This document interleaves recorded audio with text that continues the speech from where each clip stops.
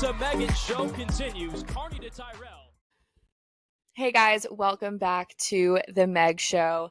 I'm your co-host Megan Tyrell. Alongside me, Megan Carney. We are back for season 2, and we are so excited to get into this next season with you guys.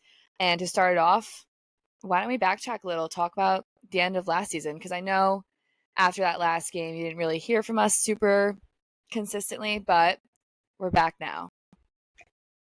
Awesome, yeah. Well, first off, for those of you who are new here, thanks for joining us. For those of you that listened to us last season, thanks for sticking around. We're very excited for season 2. But as Meg said, 2024 ended, and we sort of disappeared. We had nothing else to talk about once lacrosse season was over. So, And we missed you guys. Back.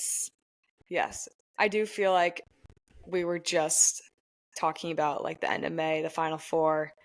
But we're back for season 2, another great season of women's college lacrosse.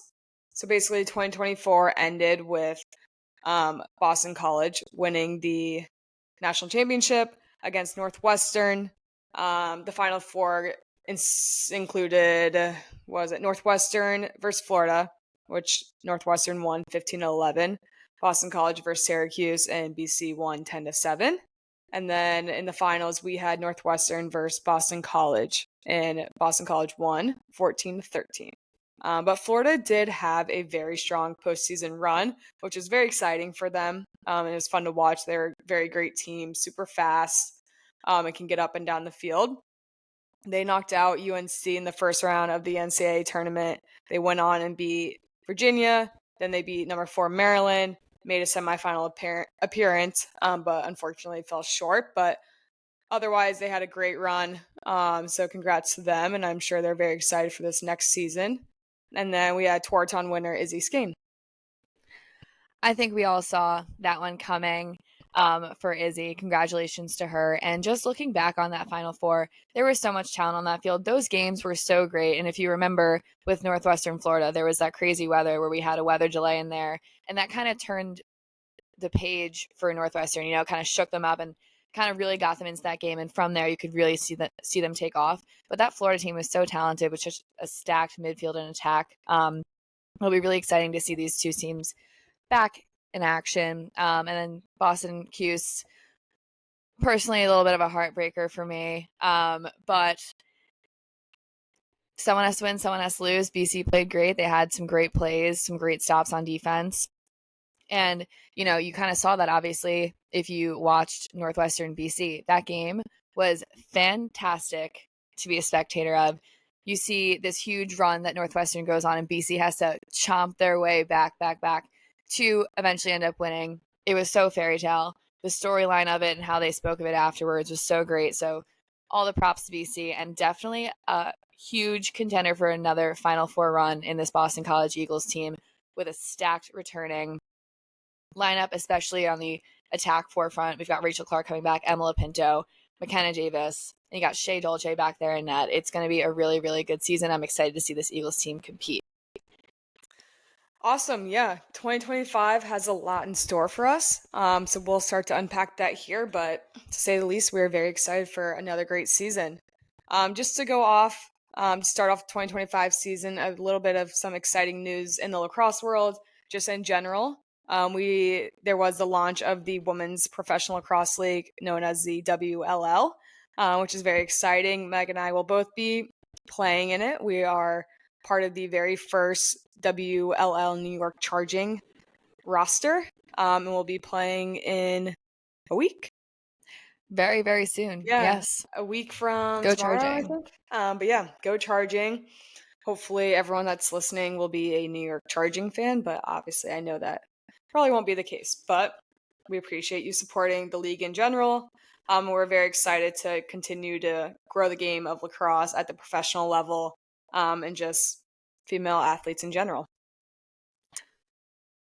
Yeah, most definitely. I think with the WLL, it's just something that when you're younger, with lacrosse especially, now you have something that you can look forward to post-college. Because for us, the pinnacle of lacrosse was winning that national championship. And now with this WLL, emerging, you're going to be able to take the sport and your game to the next level and have something else to strive for as you move forward in your career. So really, really excited to see what the WLL does, and even more excited to get back out there and play against some really, really awesome competitors. We've got a great 4 teams going into this. So if you can come, we'll be in DC.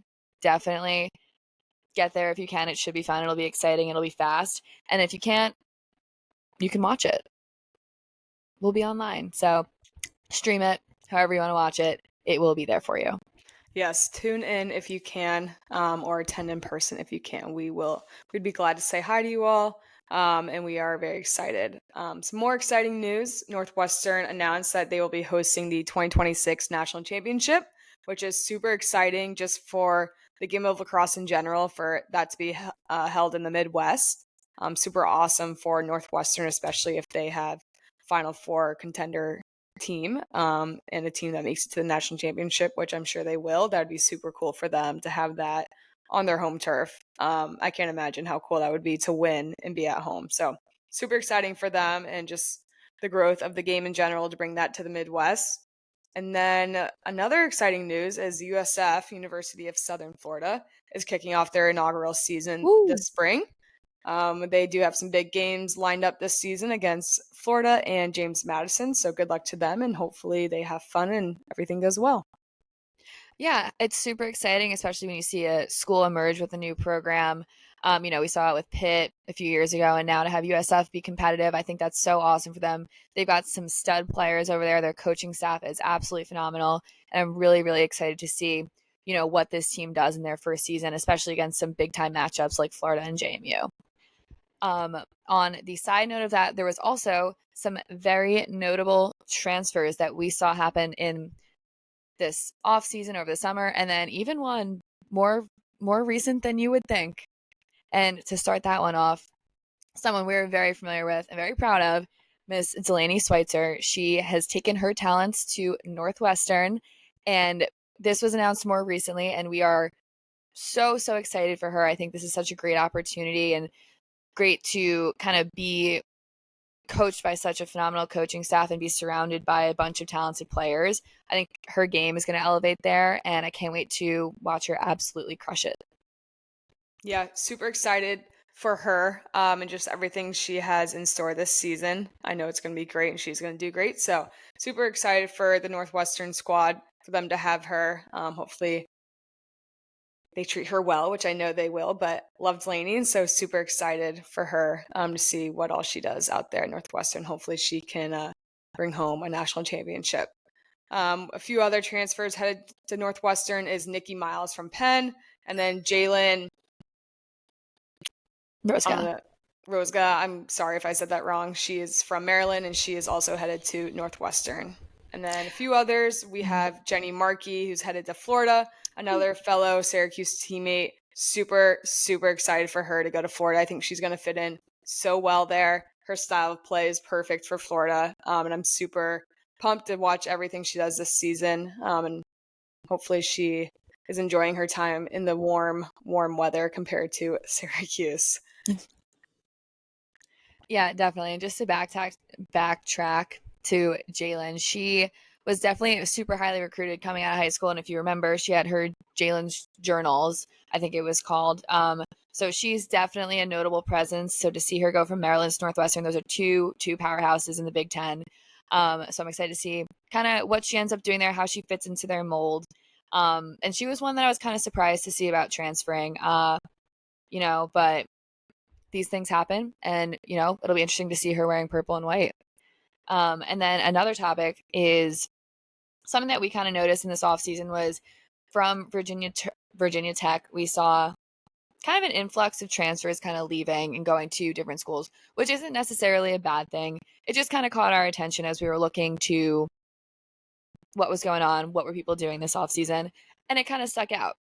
And one of them was Sarah Gresham. She left Virginia Tech. She's now at North Carolina, which we've also seen in the previous years, a kind of Virginia Tech to North Carolina pipeline almost. And in her first season with the Hokies, she set a single season program record in draw controls, which is 111. Congratulations. And she earned all ACC freshman recognition. And then heading into her sophomore year, she had 102 draw control. So very dominant on the draw. Excited to see how she turns out in North Carolina. Another one we have is Issa Torres, who is going from Virginia Tech to Charlotte. Another great program. She was a former 5-star recruit, very great, talented player. She'll be a huge pickup for first-year program Charlotte. That's a huge get for them, an ACC contender player headed to Charlotte. She played in 10 games for Virginia Tech, totaled in 14 goals and 2 assists, so she knows how to find the back of the net for sure, and has great experience just from being in such a dominant conference prior to her transfer to Charlotte.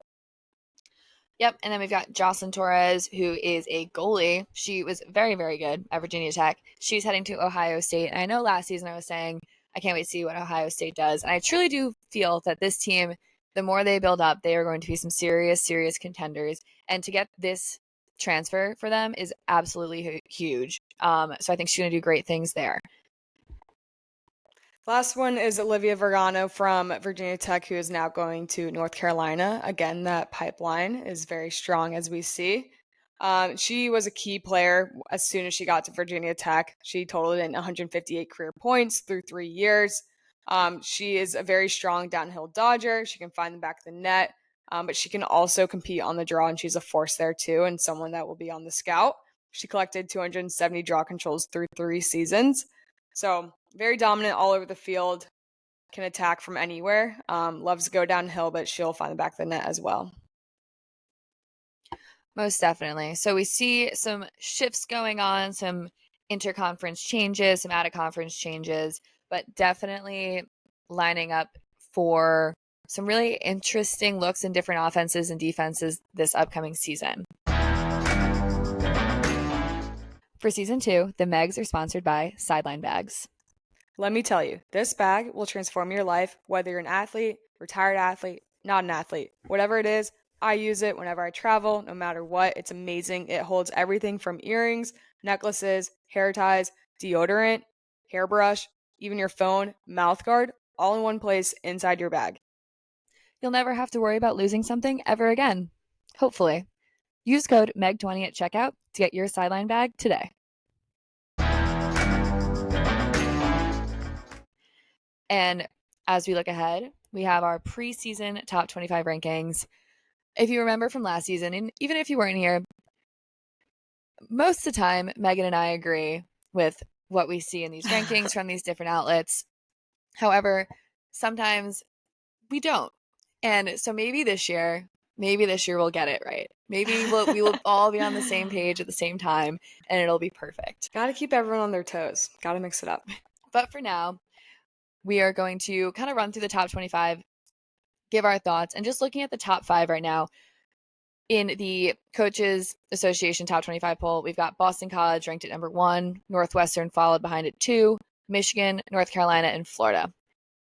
In those top 5, I completely agree with the top 4.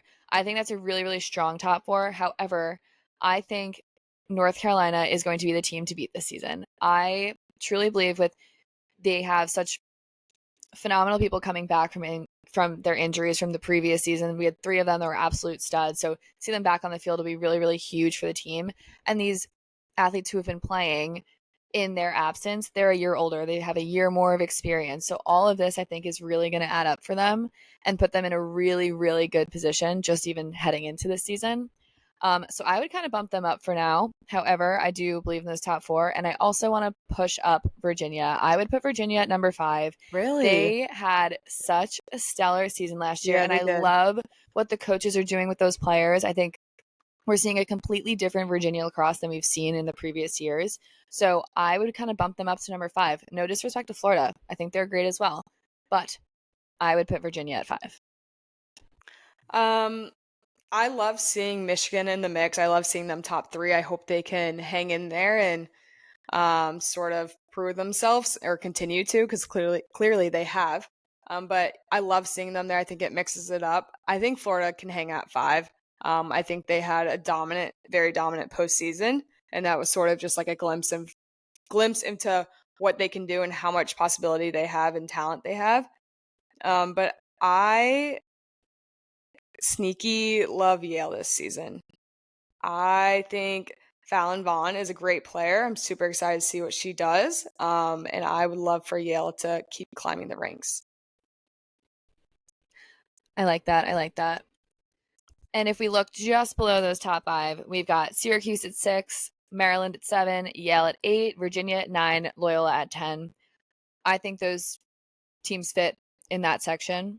Like I said, I'd like to see Virginia bumped up a little bit, but I do think that those are good top 10 teams.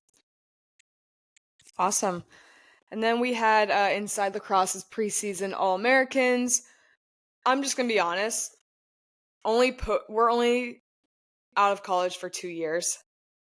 There are so many new names. I love it. It's so exciting to see that. But wow, this list came out and we've got a lot of studying to do this season. Yeah, definitely some familiar faces and definitely some new faces. However, that's what makes this great. We've got some preseason All-Americans that are going to make their splash this year for sure. And I think if we look at the first team, a lot of these are familiar names, and I'm happy to see Brooklyn Walker-Welsh on there. Brooklyn Walker-Welsh, sorry if I slurred that, but she's back. Is coming back from an injury. She's one of those key players I think is really going to help push this UNC defense this season. She's got the experience. She's been surrounded by such talented players in her career. So to see her be a leader on that defense or continue to be a leader on that defense after missing last season, I think will give UNC a huge advantage against their opposing offenses. And then Erin O'Grady, I'm on the Michigan train, as Megan was for the Yale. I'm on the Michigan train this year. Erin O'Grady, so fantastic. I cannot wait to watch her. She has such personality in the cage. You can see her really kind of command the defense, which is super helpful as people who are on the field.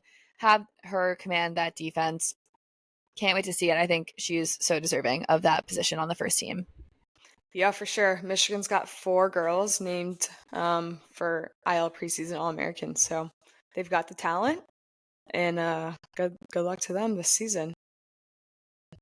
Yeah, and I think as we go down, so like for the first team, we see Rachel Clark up there. We got McKenna Davis, Jill Smith, a lot of familiar names. Madison Taylor. She's going to be an upperclassman now. She's been absolutely tearing it up at Northwestern. She is the player to watch.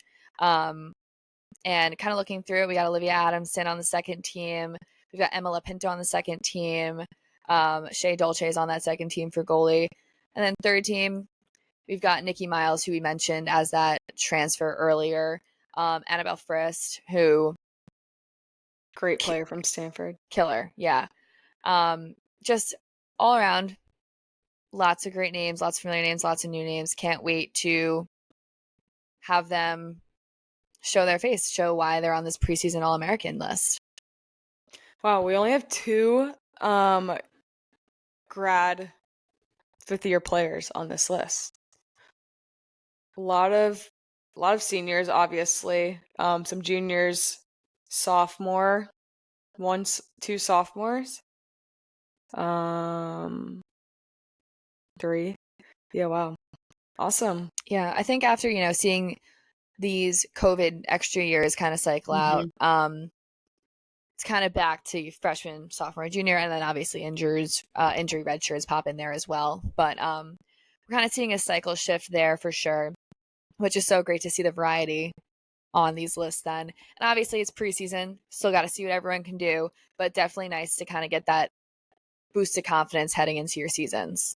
For sure. I would love to compare this when the mid-year list comes or mid-season list comes out, and then the final list, just to see who stayed on, who moved up, who moved down, who broke through, who was added. I think that'd be something cool to sort of compare and look at. So we'll keep an eye on those players and see how their season unfolds. Yeah, for sure. And as we are kind of not playing a guessing game here, but something that is always talked about from the beginning of the season to the off season to the absolute end of every season is who is going to win the Torton Award. In the previous years, we've seen Izzy Skane, we've seen Charlotte North, we've seen a bunch of talented people be up for the award. And this year, Yourself. I think...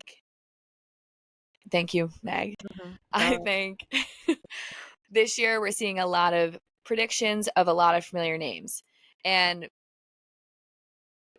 I think a lot of these predictions are accurate as far as I can tell from just knowing how these players have played over their careers. Um, and for Meg and I think we're on the same page of who we think the top 5 would be, with an addition that might be the bias towards a team I feel like is going to do really good this year. So for the top 5 for us, we're looking at Madison Taylor from Northwestern. As we said before, she is the player to watch. She is going to get every team's best defender locked down. Whatever they're going to do, they're going to try to shut her down. If that's their game plan, they might not, but not a bad idea. Not a bad idea. She's absolutely dominant on that left side attack. She rides really hard. All around, very gritty player. She's going to be a front runner, I think, for this award this year. Yeah. Same thing. Rachel Clark for Boston College is a phenomenal player. She's all over the field. She's very, very dominant for Boston College, and I think is a huge asset to their team this year. So she comes in at number 2, behind Madison Taylor, but both have a great shot. Yeah, and then going down the line, we've got Chase Boyle from Loyola. She was up for it last year. Absolute weapon in the midfield on offense. This girl is literally everywhere. I think she's a really, really good all-around player, which, from the previous 2 we listed, they're more attack-based, where Chase Boyle, we get a little bit more seeing her in the midfield. So she would be definitely a different look compared to previous years, what we've seen. But, I think it wouldn't be a bad thing to see her win it. Yeah, then we got Shea Dolce for Boston College goalie, phenomenal goalie. She's very hard to play against. And then we've got Fallon Vaughn out of Gale. Let's go. Then we got Jill Smith for Michigan. Yeah. If you don't know who Shea Dolce is, you did not watch last season at all. She had what you can only call, no, I don't even want to call it a breakout year, because the year before it was good too. It was just, I think last year was a breakout for her. She had so many fantastic saves. She showed up big in the big games, and as a team, all you want is for, your bigger players to show up in the bigger games, and she absolutely did that. If you watch that one save from her in the national championship game on an 8-meter, where it was basically one on none for her, and she had an awesome kick save, basically secured them in the game with that save. We've seen a goalie win this award before. We saw Megan Taylor from Maryland. That was her, yeah, Megan Taylor from Maryland. She won it a few years ago. So it wouldn't be surprising to see her up for it. And then I think Fallon Vaughn and Jill Smith are kind of in that same boat there. They're both pushing. They're both trying to be leaders for their teams, for their programs. And with this, especially with this Michigan team, just because I'm invested, with this coaching staff they have up there and these players they're getting and how they're training them and how they're playing on the field together, they are weapons to me. And I think Jill Smith from her previous season just could definitely be up for top 5 this year. Awesome. Yeah, I think that's a great list. Very excited to see how these players do, how their teams do, who makes it how far. But yeah, we've got a very exciting season ahead of us. Yeah. All right. I didn't get that. Could you try again? Oh my god. Anyways, Siri. Meg, who are your Final Four predictions? Your way too early Final Four predictions. Way too early. This is episode 0, guys. This is before any athletes have actually touched the field. But people are asking, so obviously we're going to share our opinions on it. My Final Four predictions are, or who could be in it, are Boston College, Northwestern, Michigan, and UNC. And I think UNC is going to win it. I do. Yeah, I think they're going to be very good this year, and I'm excited to see them back and dominant again. My way too early Final Four predictions are Boston College, Northwestern, Florida, UNC. I think, I don't even know. Oh my gosh, I was not prepared for that part. I'm torn between who I think is going to win. I'm torn between Northwestern and UNC. I'm gonna have to go with. I'll go Northwestern, so we're not the same. Okay, that's fine. Not because you actually believe it, or I don't know, or BC. well, you have to make a choice now, or else it's not preseason choices. Guys.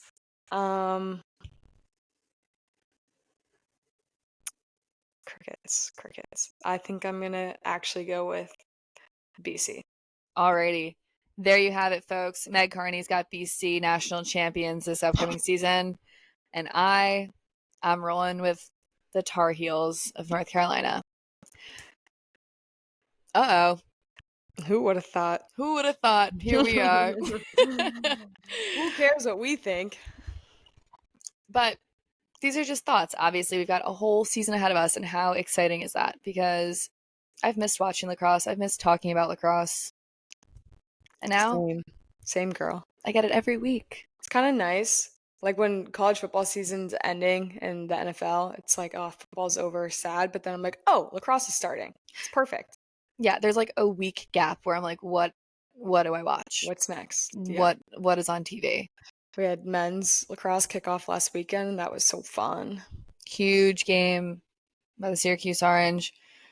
Yeah, they look good. Had an alumni up there announcing. Yeah, I've heard his name once or twice. Yeah, not bad.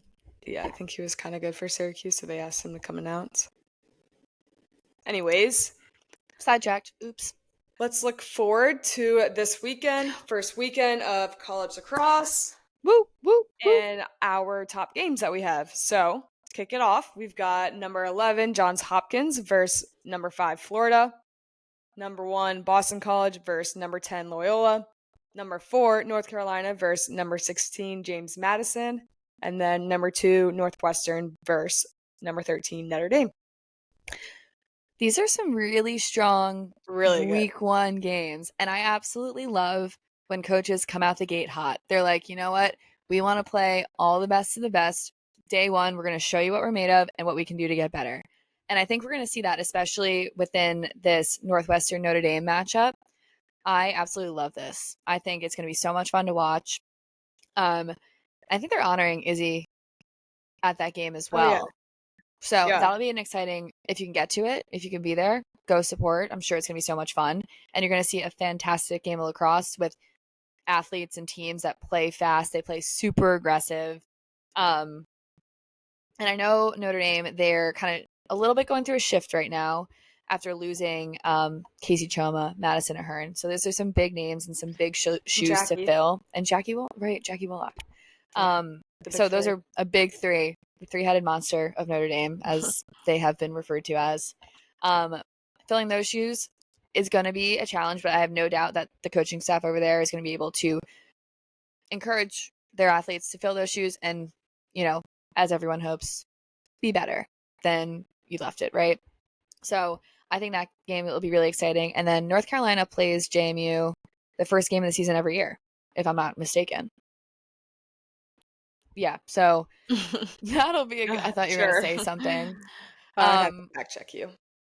But yeah, they line up early in the season, and in more recent years, it's been, I think JMU's got them more recently, but not this year. That's your national championship winner. They can't be falling to JMU first game of the season. Losing's important. Losing builds character. According to Kaylee Trainer, does not take losing to learn. So you don't have to lose to learn. But it does build character, and it's not the worst thing. And you can face adversity and you do learn and learn. Yeah. So I think that game will be exciting. I'm excited to see the Tar Heels get out there and see this team kind of put together again. Agree. Well, there you have it, folks. We've got a very exciting season coming up. Very exciting first weekend of games. Cannot wait to watch some college lacrosse this weekend. And then Meg and I get to play together again in a week and be back on the field running around together. So tune in to lacrosse all across the board. College, men, women, professional men, women. Just tune in, watch, tell your friends to watch, tell your family to watch, and let's do this.